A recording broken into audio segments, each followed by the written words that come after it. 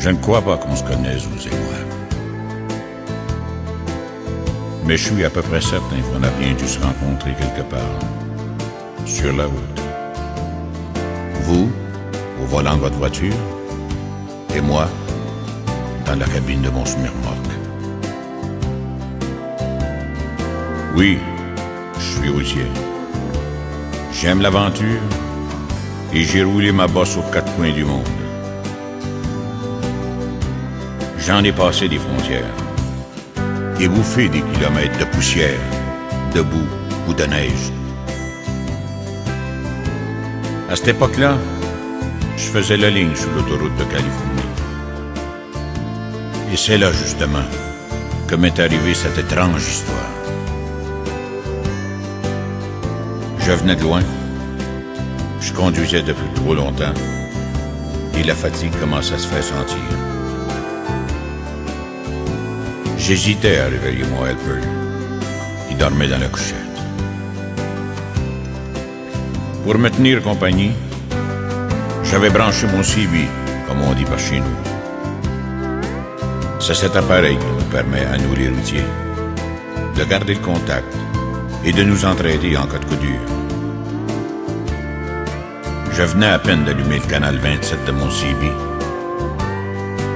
lorsque j'ai entendu, à travers la fréture, une petite voix lointaine qui parlait. Une petite voix d'enfant qui appelait. Allô? Allô, les routiers?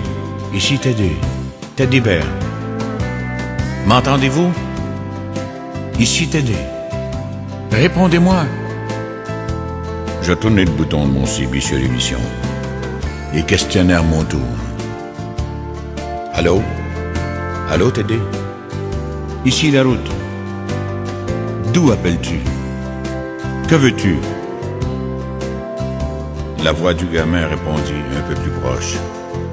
Ici, Teddy. J'appelle les routiers. Je te reçois, Teddy. Que veux-tu? Je suis tout seul, je m'ennuie et je voudrais parler un peu avec vous. Je vous appelle avec le CB de mon papa. Cet été, nous avons eu un très grave accident. Et je suis toujours dans mon lit. Le docteur dit que je pourrais marcher un jour, mais que ce sera sûrement très long. J'habite une petite maison tout près de l'autoroute. Je suis souvent seul le soir, car maman est serveuse dans un snack pour nous faire vivre. J'ai perdu mon papa dans l'accident qui a détruit son camion et qui m'a cloué au lit. Il m'emmenait de temps en temps pour les petites courses, mais maintenant, il ne vient plus jamais personne. Alors, j'essaie de vous accrocher avec le CB qui nous reste, pour vous parler un petit peu quand vous passez sur l'autoroute.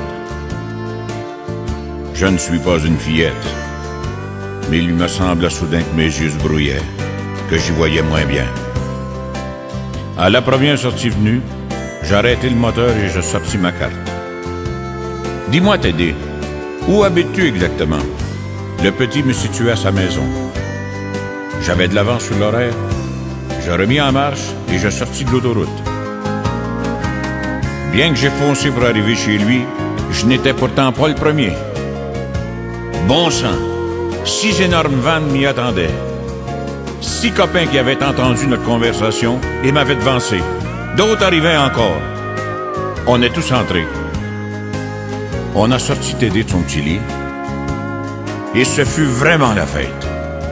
Chacun voulait le porter, l'asseoir derrière son volant, le cajoler. Le gamin rayonnait. On lui donnait un tas de petits gadgets qu'on avait dans nos cabines, et puis, il fallut bien penser à reprendre la route. Je l'ai remis dans son lit, après l'avoir embrassé une dernière fois.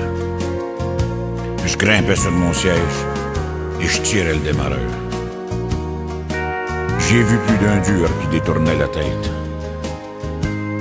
On lui promet que chaque fois qu'on passerait sur l'autoroute, on klaxonnerait d'une certaine manière pour qu'il nous entende.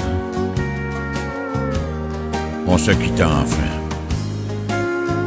Je n'avais pas fait 3 kilomètres quand mon CB crépitait à nouveau.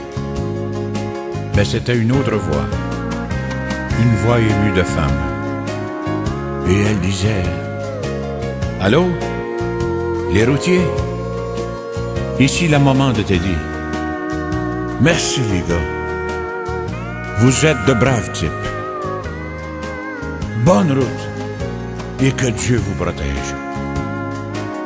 Je n'ai pas pu répondre un seul mot. J'ai coupé mon CB et alors seulement, j'ai chialé. Oui, chialé comme un vrai mot.